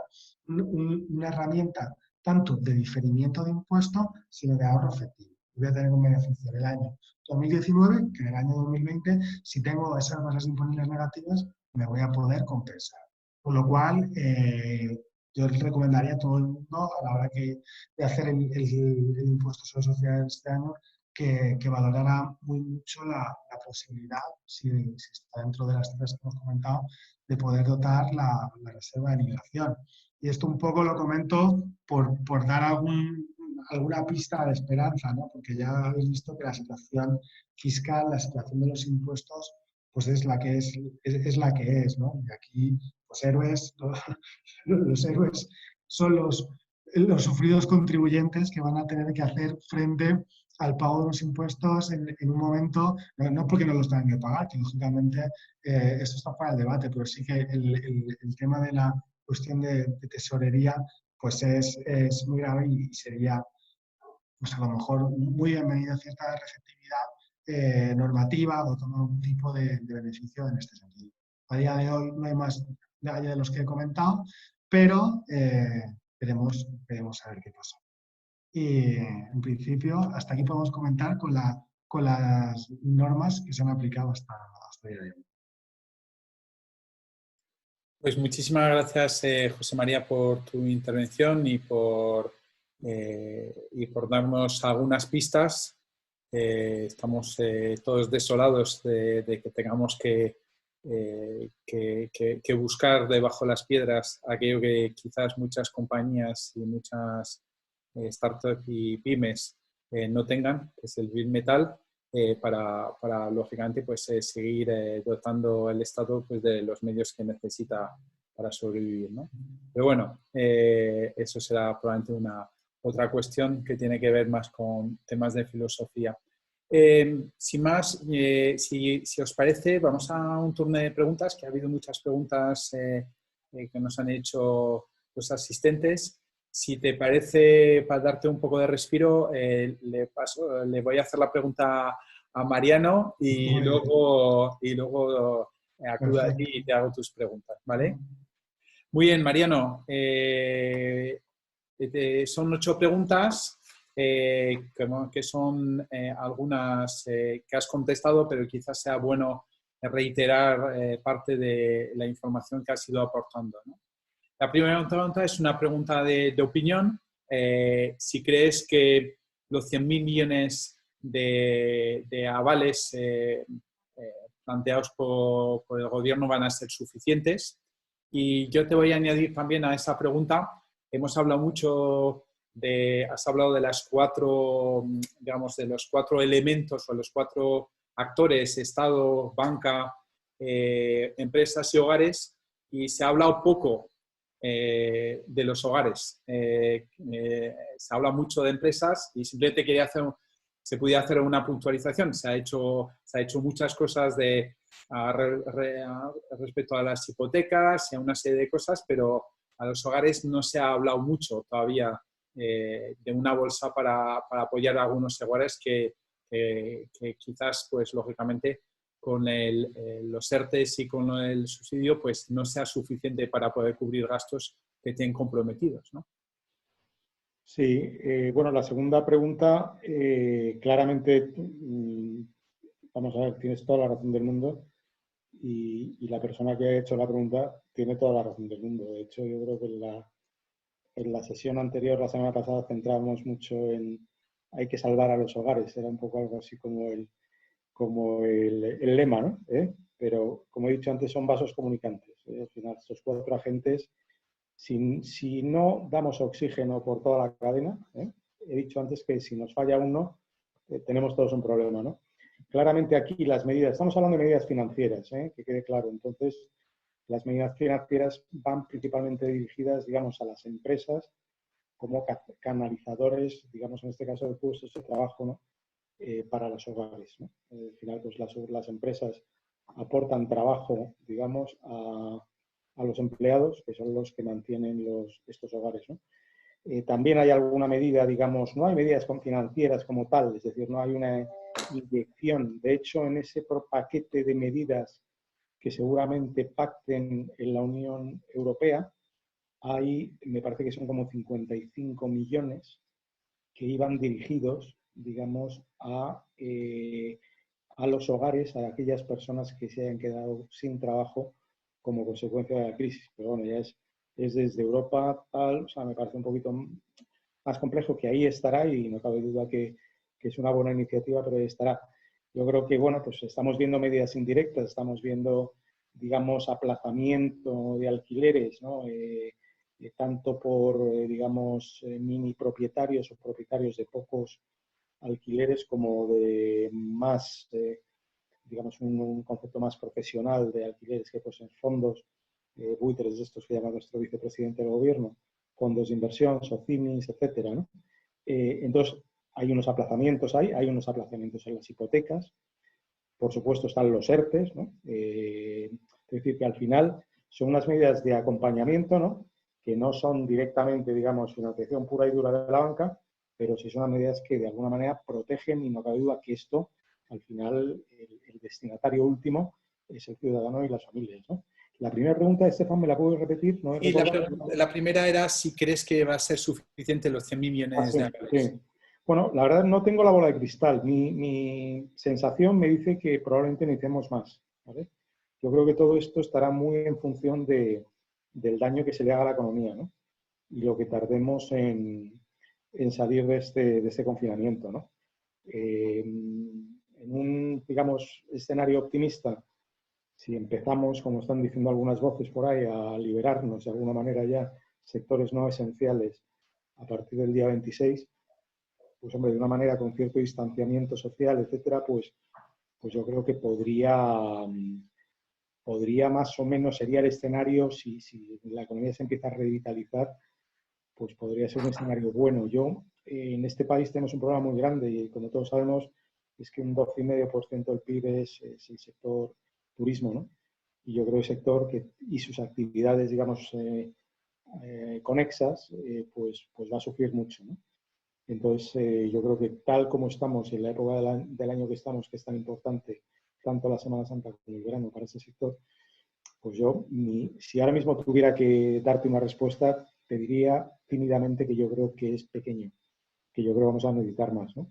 Que ojalá no lo necesitemos, pero dado el tejido empresarial que tenemos, tenemos que tener en cuenta que tenemos un tejido de pymes todavía ciertamente frágil, no tenemos el tamaño que puede tener una estructura de pymes como la alemana, que son empresas más grandes, con más recursos, digamos, financieros, con lo cual a mí mi bolita de cristal, digamos, me dice que probablemente necesitemos más.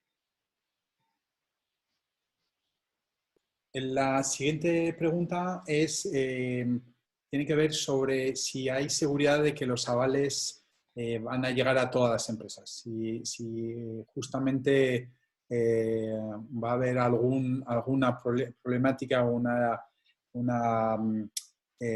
¿cómo le llamaríamos? Una letra pequeña de esos avales del ICO que hagan que pues no les llegue a todas las empresas, y especialmente a las startups, que son las más débiles, y ya las microempresas, las empresas pequeñas y las medianas, ¿no? Porque como tú has dicho, las grandes compañías, las empresas de tamaño intermedio, las de más de 50, 200 o 500 millones de euros de facturación, tienen otros mecanismos, ¿no? Volvemos al héroes o villanos, ¿no? O sea, al final te quiero decir que tú al final dejas esta financiación en manos de la banca. La banca seguro que tiene unas directrices, no me sé la letra pequeña porque no lo he visto. Tiene unas directrices de cubrir, digamos, el tejido empresarial de nuestro país, ¿no? Y además, vamos a ver, estas líneas van a estar hasta principios, hasta septiembre, siempre y cuando no se consuman antes, ¿no? Con lo cual yo creo que, bueno, pues ahí también el ICO va a ir recibiendo. Yo creo que aquí un poco parte de lo bueno, quiero pensar, de haberlo faseado estos avales, es que a lo mejor el ICO puede recibir un primer muestreo, ¿no?, de lo que ha sido la primera tanda, digamos, ¿no? Es decir, oye, aquí os estáis concentrando en... Recordemos que el ICO hace un análisis ex post, no es decisor. Entonces, sí les puede dar luego un capón al banco diciendo, oye, que aquí te has dedicado a seleccionar a tus clientes y demás, ¿no? Entonces, bueno, a mí me parecería un poco voluntarista ahora mismo decir que la financiación va a llegar justo ahí donde se necesita. Me parece un poco voluntarista. Me gustaría, pero no lo sé. Muy bien. La siguiente pregunta tiene que ver con ¿qué posibilidades crees que haya que Europa finalmente emita los famosos coronabonos o corona anticrisis, ¿no? Esa es un poco la pregunta que nos hacen. Que se han bautizado ahora como coronabonos. Estos son un poco los famosos eurobonos, ¿no?, en estado de emergencia. Hombre, yo creo que es deseable, ¿eh? A mí, vamos a ver, yo creo que es deseable que Europa emita eurobonos, ¿eh? A los coronabonos no lo sé, pero eurobonos es deseable. O sea, yo creo que por lo menos como español, el estar bajo el paraguas de Europa, pues hombre, tiene sus cosas buenas y sus cosas malas, ¿no? Pero a mí me da bastante tranquilidad. O sea, yo un poco rebobinando en la historia, pues al final le quitas un cierto grado de discrecionalidad al poder político, digamos, nacional, que, bueno, yo creo que es bueno, hasta cierto punto, tener a alguien que en un mundo, pues, como sabemos, pues muy amenazado de ciertas corrientes populistas, etcétera, ¿no? Y esto lo digo porque ahora se habla de coronabonos, pero, claro, llamamos un poco a Santa Rita cuando truena, que dicen, ¿no? Entonces, claro, o sea, al final yo entiendo también un poco las posturas de países muy austeros, como son los del norte de Europa, como puede ser Alemania, como puede ser Holanda, como puede ser Austria, que dicen, bueno, vamos a ver, mientras vosotros estabais con políticas fiscales expansivas y muy, digamos, con un cierto tinte populista, que hacían que el gasto fiscal pues se desmadrara un poquito, que no cumpliera esos objetivos de déficit y demás, nosotros estábamos aquí pues arrimando el hombro, ¿no? Y entonces, pues bueno, esto de socializar, entre comillas, las posibles pérdidas, ¿no?, pues es un poquito, yo entiendo que bajo su tesis es difícil de tragar, con lo cual, coyunturalmente te diría que me parece que es un poco como para decir, oye, ¿de qué me estás hablando, no? Pero estructuralmente creo que tiene todo el sentido del mundo. Creo que una política fiscal conjunta y quitar cierta autonomía fiscal con independencias de los techos de gasto, deuda, etcétera, que sabemos que siempre hay una excusa, digamos, pues no estaría mal. Entonces, en ese sentido me parece deseable.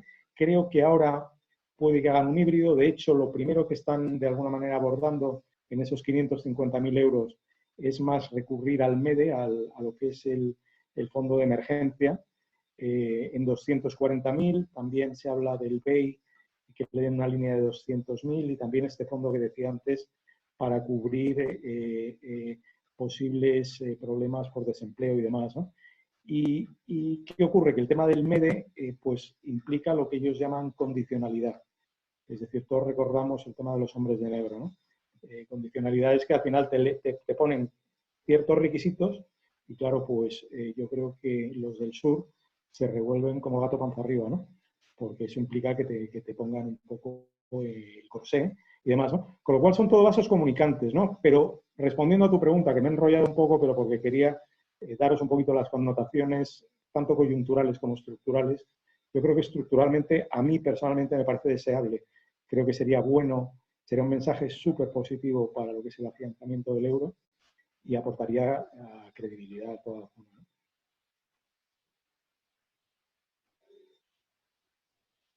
No te oigo. Vamos a pasar a una parte un poquito más micro, en la que una serie de asistentes nos están haciendo algunas preguntas muy directas. Hay un asistente que está planteando esencialmente un tema relacionado con sus casuísticas, ¿no?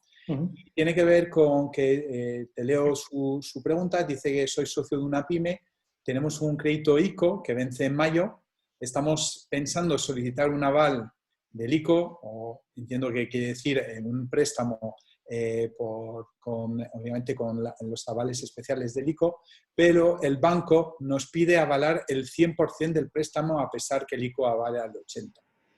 Les hemos dicho que no tiene sentido avalar el 100%, pero ahora siguen con su posición. Eso no sé si tiene que ver con algún abuso o alguna situación que va un poco en contra de la doctrina, o por lo menos del leitmotiv de esa línea de aval, ¿no? Hombre, a mí me gustaría ver la letra pequeña de esas condiciones, ¿no? Me parece un poco, como dices tú, ¿no? Es un poquito reavalar casi, ¿no? En este caso, ¿no?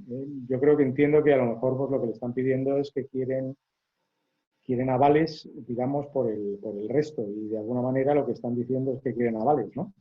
Pero se entiende que ahí, digamos, el avalista principal del 80% va a ser el Estado, ¿no? Entonces me gustaría ver la letra pequeña. No tiene mucho sentido tal como lo está diciendo, ¿no? Pues no sé exactamente cómo se lo han planteado. Claramente lo que la entidad financiera quiere es tener avalada toda la deuda, ¿no? Pues bueno, es posible, ¿no? Pero vamos a ver, esto va en par y paso, es decir, aquí al final el 80% digamos, de estos préstamos los está avalando el Estado, y quiere decir que de cada unidad de préstamo, si se ejecuta el crédito, el Estado de alguna manera se haría responsable un 80% y la entidad financiera en un 20%. Si la entidad financiera tiene cubierta esa parte, pues, sí, que no tiene sentido que pero te quiero decir que a lo mejor es un poco la letra pequeña que al final parece que es un todo, pero que realmente lo que está diciendo es que te avala la parte que no está avalada por el Estado, ¿no? Entrando un poco en este mismo sentido de los avales, hay un asistente que está preguntando de cómo funciona exactamente de cara al deudor el 80% del aval que se habla y en qué cambia respecto a un préstamo normal. Quizás también explicar que obviamente el que el banco tenga avalado el 80% le hace mucho más flexible a la hora de conceder préstamos, y no sé si hay otros aspectos que me parecen... Los economics para un banco son brutales, o sea, son buenísimos, es decir, siempre y cuando el prestatario pague, claro. Pero los economics son bestiales, porque al final tú desde un punto de vista de capital vas a tener, ¿os acordáis cuando decía entre ese 5 y 15% de reserva de capital? tú vas a tener que hacer esa reserva sobre el 20% que no está cubierto. Con lo cual, imagínate el retorno de ese préstamo, ¿no? Si pagan. Es brutal, es brutal. Por eso, cuando el gobierno dice, ¿os acordáis del primer, digamos, discurso de Pedro Sánchez? Dijo, vale, vamos a tal para movilizar 200.000 millones, dijo. Pero claro, en avales hay 100.000. Y me salían a mí como ayudas directas 117.000. ¿Qué ocurre? Que la banca con esos avales puede movilizar más dinero. Es decir, si tú, digamos, el análisis te lo haces por cliente en vez de por préstamo, a ti te da un buffer para ese cliente seguir prestándole más, ¿me entiendes? Claro. Todo dependerá de la pérdida esperada que quieran poner en el modelo, ¿no? Con lo cual, bueno, pues yo creo que ahí es un tema importante. No sé si he contestado a tu pregunta. Sí, perfectamente. La siguiente pregunta, que también tiene que ver un poco con situaciones un poco que salen un poco de lo natural y obviamente pues situaciones que pueden ser excepción, esperemos, y que no sea regla. Habla de un asistente de pues que los créditos que están dando la banca tienen diferentes precios por el mismo tipo de préstamo. ¿Es normal que la banca esté sacando partido de esta financiación excepcional? Bueno, hombre, al final pues depende de todo, ¿no? Del perfil de riesgo del cliente y demás. La verdad es que era una de las cosas que no estaban, digamos, en lo que era la descripción de las líneas. Eso quedaba un poco a voluntad de los bancos. Yo creo que les habrán puesto unos caps, digamos, implícitos, pero sí, soy consciente que se están dando desde un 1,5% hasta un 2,5%. O sea, hay un rango y, bueno, y probablemente en algunos casos más. Al final ahí la banca se hace un poco sus economics, o sea, calcula la pérdida esperada. También hay que tener en cuenta que el coste del aval es el que es. Normalmente me parece que el coste del aval para la banca son los 20 puntos básicos. Hay que poner también en el precio el riesgo del cliente y entonces pues eso, los modelos determinan un precio u otro, ¿no? Es más, para avales un poquito más de perfil de riesgo, el cliente de perfil de riesgo más alto, yo creo, he visto por ahí, por algún sitio, pero tampoco lo afirmo, que pueden llegar hasta 100 puntos básicos, lo que era el coste del aval, que me parece una barbaridad, pero bueno, ya, que lo he visto en algún estudio. Pero bueno, un poco la respuesta es, dependiendo un poco del perfil de riesgo, dependiendo del historial con el banco, te van a dar un precio u otro. Eso no cambia. Vale. El último punto, antes del penúltimo que decimos, es simplemente si puedes recordar, sobre todo, aunque bueno, yo adelanto a tu respuesta un tema, lo más probable es que en breve, a través de nuestra página web y a través de una sección que llamamos Fellow Funder Responde, daremos estamos dando ya pautas respecto a cómo preparar su expediente, porque esta semana se han firmado y por lo tanto ahora toca ir a su banco a negociar. Obviamente ir es una palabra, entre comillas, quedaros en casa. La idea es hacerlo virtualmente, pero yo creo que todos los bancos hoy en día, aunque están todos trabajando desde casa, pues tener una conversación con su gestor de empresa, ¿no? Sería interesante que contaras en 2 palabras un poco cómo hay que preparar el expediente. Creo que un aspecto importante que ha estado comentando José María es que hay que demostrar cosas y quizás ese es un punto importante, aparte de lo que es la documentación más clásica de que lo pide un banco, ¿no?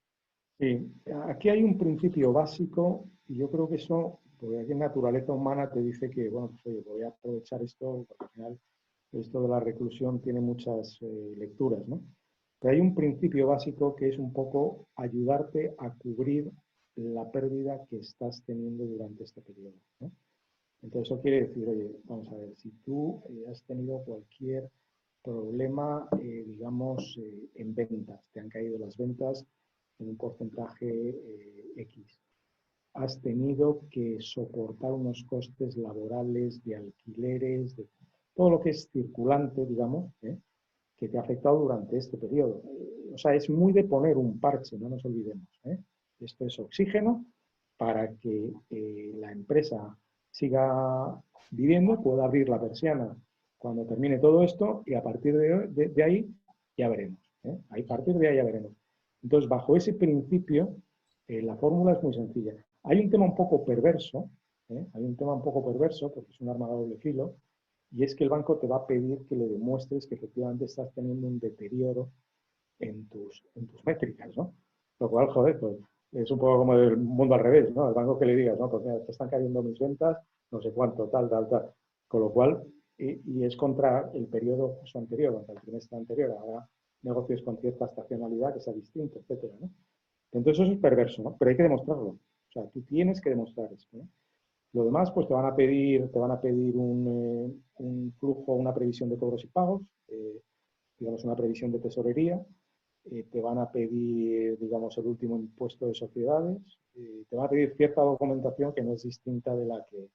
Pero sobre todo yo lo que recomiendo es partir un poco, es decir, no pedir peras al olmo, es decir, porque, bueno, al principio de pedir está la virtud de no dar, ¿no? Tampoco quedarse corto, lógicamente, pero entender que la naturaleza de esto no es salvarle la vida a una empresa que ya se iba a pique, ¿eh? Es simplemente poner un parche para esa empresa que es que la han confinado y han dicho ahora, por decreto, dejas de generar negocio, ¿no? Muy bien. Y creo que es muy recomendable hacerse, aunque sea una pequeña proyección de tesorería de aquí a Sí, 6 meses, un sí, año. lo que he dicho, tienes que hacer eso desde luego como, digamos, gestión de circulante, que es, digamos, un acompañamiento a todo lo que estamos hablando. Lo estamos hablando desde un punto de vista puramente, digamos, de financiación bancaria, pero por supuesto es toda la gestión de circulante, proveedores, clientes, empleados, impuestos, poquito pues, se puede hacer, como nos ha dicho José María, pero bueno, es los aspectos clásicos de una gestión de circulante con un ingrediente, si quieres, un poco excepcional, y es que en este periodo tienes que invertir en working capital. Cualquier, digamos, esquema de financiación te diría, oye, optimiza, y sobre todo en un periodo de tipos de interés cero, optimiza tu tesorería, no te pases, porque es que entonces te va a penalizar, etcétera.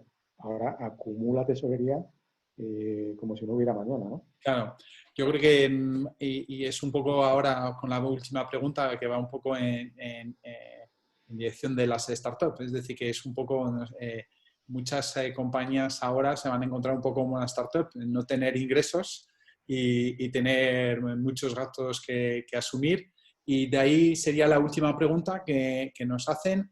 Claramente nos están planteando de que las startups tienen la debilidad frente a la forma que están planteados estos préstamos, porque lógicamente estaban en una situación de crecimiento, pero no pueden estar demostrando un histórico de 3 o 4 años, porque igual tienen apenas 2 años, y por lo tanto mirar hacia atrás, evaluar el riesgo de una startup es muy difícil, ¿no? Claramente. Y la banca pues no está muy acostumbrado a gestionar este tipo de situación. Entonces, ahí claramente la persona que nos hace la pregunta nos plantea qué es lo que puede hacer una compañía como Fellow Funders, que es justamente que se dedica a las startups y cuál es digamos, justamente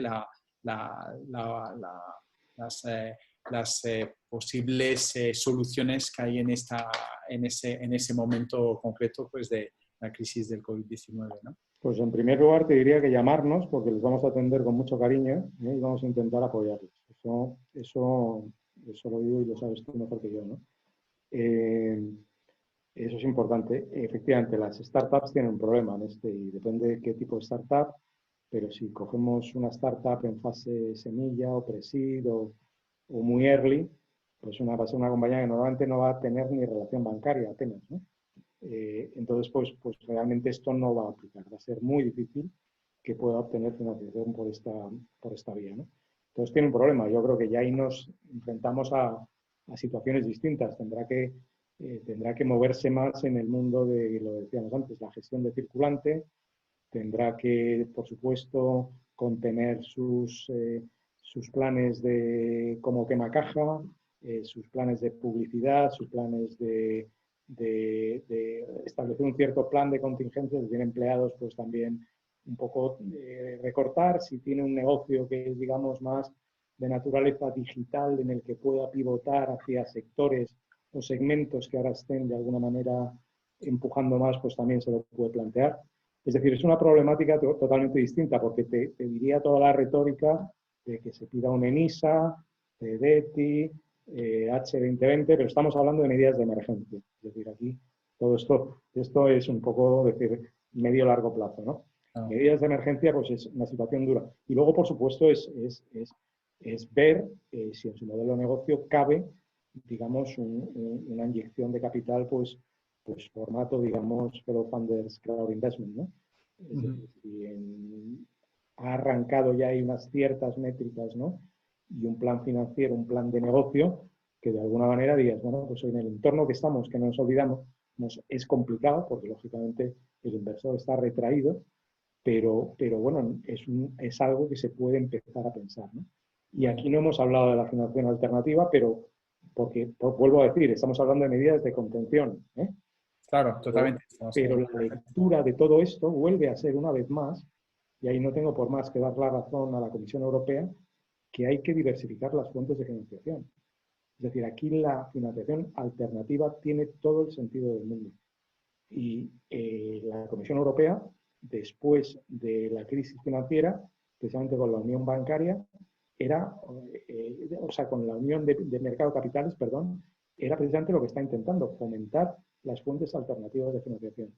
Entonces hay tanto el mundo, digamos, de capital privado, bien sea inversión directa a través de crowdfunding o financiación directa, bien sea a través de instrumentos de capital privado como puede ser venture capital, private equity, deuda privada, ¿no?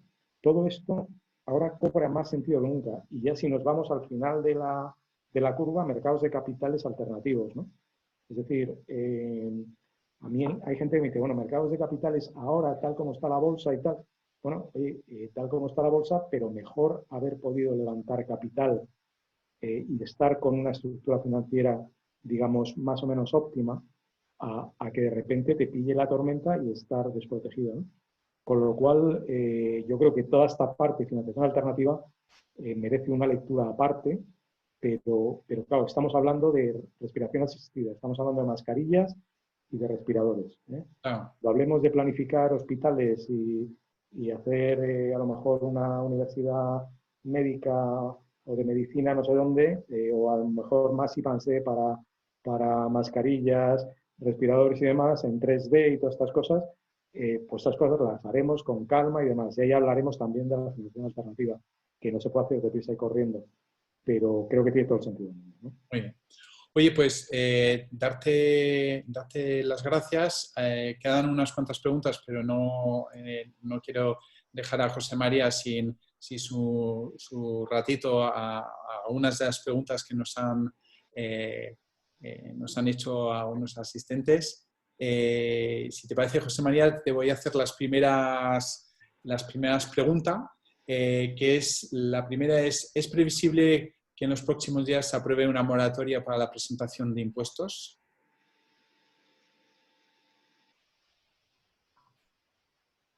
Bueno, vamos a ver, lo primero es que esa pregunta no tiene una clara respuesta, porque lógicamente la pregunta del millón que todo el mundo se está haciendo y todo el mundo está mirando cada día el telediario para ver si hay alguna novedad o el BOE en este sentido. Yo creo que no va a haber modificaciones a corto plazo, porque si vemos un poco el historial legislativo de lo que ha sido el estado de alarma, todo se ha hecho como a muy corto plazo, Si hubiera alguna modificación, pues posiblemente la adoptasen. O sea, yo creo que están esperando a que no haya otra alternativa que sea estrictamente necesario para hacerlo. En abril no se ha hecho y yo pienso que ya hasta julio no creo que haya ninguna modificación. Vale. Una pregunta que nos hace una asistente al webcast es, en el caso de que un arrendador haya perdonado, es decir, condonado, el pago de una renta por el estado de alarma, ¿tiene que pagar el IVA? ¿Y qué ocurre con la tributación de la renta? Vale, eso es una problemática que está surgiendo un montón en estos días y que nos estamos encontrando porque estamos viendo y al margen de lo que es la posibilidad de la moratoria en el pago del alquiler y demás, sino simplemente nos hemos encontrado con muchos arrendadores que de buena fe pues lo que quieren es perdonar entre comillas, ¿vale? O sea, la renta de una mensualidad o 2 mensualidades de la casa o del negocio. Esto ha surgido mucho en bares, en restaurantes, ese tipo de negocios que al final es perdonar, claro. Nos estamos encontrando que tanto desde el punto de vista del IVA como impuestos de sociedades hay que tener ciertas cautelas, ¿vale? O sea, ¿por qué? Porque si lo articulamos simplemente como una especie de condenación, que te lo perdono, pues nos vamos a encontrar con que los villanos a los que nos referíamos antes no perdonan, ¿vale? O sea, entonces la ley establece que la parte correspondiente de impuestos la tienes que ingresar. En este tipo de situaciones, para evitar eso, lo que nosotros recomendamos es que haya una innovación del contrato durante el tiempo que se estipule por las partes, que sea pues un mes o durante la vigencia del estado de alarma o X tiempo, en la cual el contrato, la renta será 0, o será 100 o será X de común acuerdo, y de esa manera no se perdona nada, sino simplemente lo que hacemos es cambiar el valor de ese arrendamiento. Vale, perfecto. La siguiente pregunta, ¿qué incidencia tiene el estado de alarma con la valoración de las operaciones vinculantes o vinculadas, perdona? Vinculadas, mejor será. Sí, a ver, ahí es muy interesante el escenario en el que nos estamos moviendo, porque claro, de repente nos hemos encontrado en una circunstancia en la que el mercado ha desaparecido, ¿vale? O sea, de la noche a la mañana en un montón de sectores. De lo que es la normativa tributaria, uno de los pilares básicos son las operaciones vinculadas en lo que es el valor de mercado, ¿vale? Con lo cual, ahora nos vamos a encontrar que cuando tengamos que valorar todas las operaciones que se han producido, que se deberían producir durante estos meses, y a lo mejor el tema del arrendamiento también está relacionado con esto, el mercado que tenemos que tener en cuenta pues es el mercado del estado de alarma, ¿vale? O sea, porque cuando valoremos a valor de mercado, por ejemplo, el arrendamiento que poníamos antes de un restaurante, pues no vale lo mismo en enero que en abril, cuando está obligado a cerrar, ¿vale? Entonces, esto sí que nos va a conllevar un mayor esfuerzo a la hora de tener en cuenta todas estas operaciones en su perspectiva tributaria. Creo que es importante que lo anotemos y lo tengamos en nuestro checklist, pues va a ser importante. Perfecto. La siguiente pregunta tiene que ver con un asistente que está en Vizcaya y que pregunta si conoce si van a variar las medidas tributarias en las diputaciones forales, si van a tener algo específico, como has hablado de las comunidades autónomas, las diputaciones. Posiblemente las diputaciones forales sean las que puedan ser más ágiles, ¿vale? O sea, y de hecho, en la presentación he visto que he puesto toda la normativa autonómica y aquí las diputaciones forales están siendo bastante activas. Es posible que en el País Vasco, en este caso, en Euskadi sí que haya medidas distintas a las del resto del Estado. Vale. La siguiente pregunta tiene que ver con los aplazamientos y preguntan si los aplazamientos de deudas hay que solicitarlo o son automáticos en su concesión. Por supuesto, hay que solicitarlo, no hay ningún aplazamiento automático, ¿vale? O sea, eso tengámoslo claro. O sea, hay parte de la base de la solicitud del obligado tributario del contribuyente se tiene que pedir y luego además pedir conforme a los procedimientos establecidos. Vale. Las dos últimas preguntas. Una es, has hablado mucho del tope del aplazamiento, de los famosos 30.000 euros, que a partir de 30.000 euros requiere aval. Preguntan que si no tenemos capacidad claramente los bancos deniegan ese aval porque solicitan la contrapartida por la misma cantidad. ¿Cuál es la mejor opción en ese caso, ¿no? Es decir, obviamente la deuda es superior a los 30.000 euros, ¿cuál sería tu recomendación? A efectos prácticos, no la mejor, sino prácticamente la única alternativa es la garantía, es la hipoteca unilateral a favor de la hacienda pública. ¿vale? O sea, que hipotequemos un bien, que para esto también hay una serie de requisitos, ¿vale? En cuanto a al valor, tenemos que aportar una tasación, que diga que efectivamente que el bien que ofrecemos tiene un valor superior al de la deuda y además de los recargos y intereses que correspondan, pero es de lo poco que se está aceptando por parte de la agencia. Eso no es muy rápido, que digamos, ¿no? No, pero lo que sí que hacemos es, tenemos que ofrecer la garantía, ellos analizan la viabilidad de esa hipoteca, ven la tasación que les hemos aportado, ven las cargas que puede tener el bien y luego nos dan un plazo para constituir la hipoteca. Un Vale, plazo generalmente de 2 meses. vale, perfecto. Y la última es más que una pregunta, que vuelvas un poco a explicar la ventaja de la reserva de nivelación, que ha interesado a bastante. Hay dos Vale. personas que han hecho la pregunta, si puedes volver a explicarla. Claro, vamos a ver, básicamente la reserva de nivelación es un beneficio fiscal que está en el impuesto sobre sociedades del cual pueden beneficiarse todas las empresas que sean RDs, que tengan una cifra de negocios inferior a los 10 millones de euros. Y lo que hacemos es que un 10% de la base imponible del impuesto, del beneficio, lo dotamos a una reserva especial que no vamos a poder disponer, con lo cual minoramos nuestro beneficio, o sea, la parte que tenemos que tributar, si por ejemplo hemos ganado 1 millón de euros, ¿vale? O sea, esa es nuestra base imponible. Podemos quitar 100.000 euros, ¿vale? Sería 100.000 euros que no pagarían impuestos este año, o sea, si nos saldría, pues imagínate 1 millón al 25%, son 250.000, haciendo números fáciles, pues aquí lo que haríamos sería 900.000 euros, ¿vale? O sea, al 25%. O sea, nos quitamos un 10% de la tributación, dotando esta reserva especial y al año que viene, ¿vale? O sea, ¿qué ocurre? Lo que hemos hecho ha sido no tributar este año. Este año no hemos tributado por ese importe. Si el año que viene tenemos pérdidas, y por ejemplo, imagínate que el año que viene hemos perdido 200.000 euros, pues lo que hacemos será aplicar los 100.000 de este año y en realidad solo habremos perdido 100.000 a efectos fiscales el año que viene, ¿vale? Pero ya esos 100.000 que este año hemos dejado de pagar, nunca lo volveremos a tener que pagar.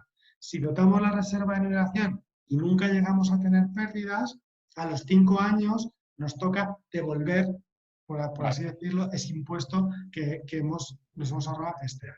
perfecto. Oye, pues con eso ya tenemos de nuevo más preguntas. Decir a los asistentes que contestaremos. Todas estas preguntas estarán disponibles en Fellow Founder Responde. Y para terminar, como hacemos en los webcasts, yo tengo una pregunta para cada uno de vosotros. Le cedo la palabra primero a José María. Y la pregunta es: ¿qué medidas pueden todavía adoptar el gobierno para ayudar a las startups y sobre todo a las pymes dentro de lo que es, obviamente, la parte fiscal que a ti te toca?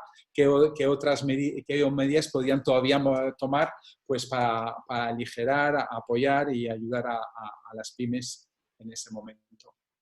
Hombre, a ver, vamos a ver. Lo que se está reclamando claramente desde un poco el sector, y en esto incluso parte de los inspectores de Hacienda se vienen también, es que se den facilidades para declarar, ¿vale? O sea, y que estos aplazamientos que se están haciendo que sean mucho más generalistas y mucho más amplios, ¿vale? O sea, hay un problema de tensión de tesorería muy grande, que ahora es muy difícil acceder a la financiación, y la financiación para pagar impuestos, pues no deja de ser te lo doy pero te lo quito, ¿vale? O sea, es un poco una pescadilla que se muerde la cola. Entonces, poder mejorar esas posibilidades, pues sería bastante de agradecer, ¿no? Entonces, creo que eso sería la medida ideal que podría adoptar el gobierno. Y en tu caso, Mariano, ¿qué medidas todavía podría tomar el gobierno para ayudar a las pymes? Yo creo que claramente, bueno, las medidas a nivel financiero están muy claras, ¿no? También hay un componente fiscal que, vamos a ver, esto no son pozos sin fondo y claro, estamos hablando de salvar el barco de alguna manera, pero esto va a tener una resaca muy, muy fuerte. Yo creo que cuando tengamos que recomponer un poco la casa, pues va a ser tremendamente duro y eso nos vamos a tener que apretar el cinturón, ya veremos en qué formato, cómo y dentro de esos 4 agentes de los que hablaba, quién es el que tiene que de alguna manera endeudarse más, probablemente sea el Estado en alguna medida, ¿no? Entonces, bueno, yo realmente ahí no esperaría mucho más en la parte financiera, yo creo que más, pues, como hablábamos antes, posiblemente más volumen de avales, ¿eh? Posiblemente cambios en el mix también parecerían razonables, ¿no? Y luego, pues bueno, de alguna manera, lo demás tienen que ser ayudas, pues un poco más en el terreno más de José María, en el terreno laboral, en el terreno tal, pero al final es que, vuelvo a decir que son vasos comunicantes, por lo cual, al final la deuda, o el que tiene que pagar todo eso, pues en este caso será el Estado, ¿no? Yo creo que lo que hay que hacer claramente es intentar es una gestión, como decía al principio, con un poco en el quote este que he hecho de Lagarde, ¿no? Es una gestión, digamos, es una situación de rescate financiero y sanitario, ¿no? Entonces, al final, yo creo que es curioso porque los economistas cada vez están, digamos, poniendo más en la balanza las dos variables, ¿no? Es decir, cómo evoluciona la situación sanitaria, qué medidas de gestión sanitaria se toman, ¿no? Y en base a eso, qué medidas de política económica tomamos, ¿no? Pero como digo, yo creo que las medidas que se han tomado de momento son las correctas, pero no nos olvidemos de una cosa que decía al principio. La caja de herramientas es muy parecida. El problema es gestionarlo bien. Yo creo que en alguna vez en este foro, en algún webcast, he dicho que la experiencia nos demuestra que los anglosajones gestionan mejor las crisis que los países latinos o que los países del continente, digamos. Porque van con toda la artillería. O sea, lo hemos visto en Estados Unidos, lo vimos en la crisis financiera, lo estamos viendo ahora. Trump está prácticamente intentando poner un cheque directamente en cada ciudadano americano, no sé si víctima o no víctima del coronavirus, ¿no? Pero te quiero decir que al final creo que es tan importante el quantum como el cómo se haga. Y yo creo que medidas tibias y hechas de una forma demasiado pautada no son buenas porque dejas un poco que la bola vaya engordando, ¿no? Y eso es lo peor que nos puede ocurrir, porque si la bola va engordando, pues al final tú lo que tienes que hacer es controlar perfectamente en sintonía, o sincronizando perfectamente la evolución de lo que es la pandemia con las medidas que vais aplicando. Y eso requiere arte y requiere, digamos, know-how de gestor. Yo no estoy seguro de que todos lo tengan, ¿no? Pero bueno, el tiempo dirá. Pues muy bien. Quiero lo primero agradeceros a los dos vuestra intervención y sobre todo a los asistentes por estar aquí de nuevo hoy. Comentaros un tema importante que a partir de, digamos que la próxima semana tendremos un invitado especial. Nos visita Daniel Lacalle, que vendrá a hablar justamente de economía y será una gran oportunidad para hacerle muchas preguntas por parte de los asistentes. Os dejamos, si queréis, de todas formas, recibiréis como tenemos vuestros correos electrónicos, recibiréis un email con el webcast en diferido para que podáis escucharlo de nuevo y las respuestas a vuestras preguntas.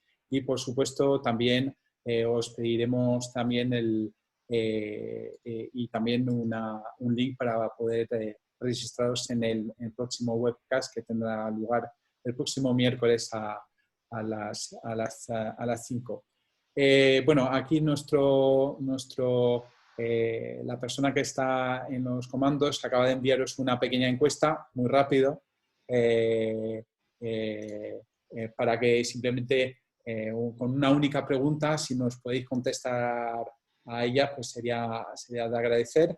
Y sin más, de todas formas, pues lo dejamos para la semana que viene y muchas gracias.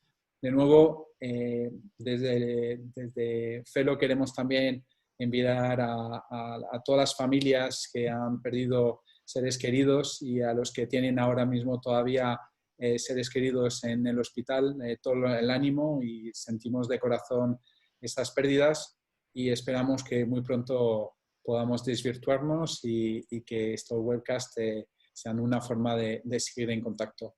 sin más, muchísimas gracias a todos y hasta la próxima semana. Gracias. Muchas gracias. Hasta la próxima.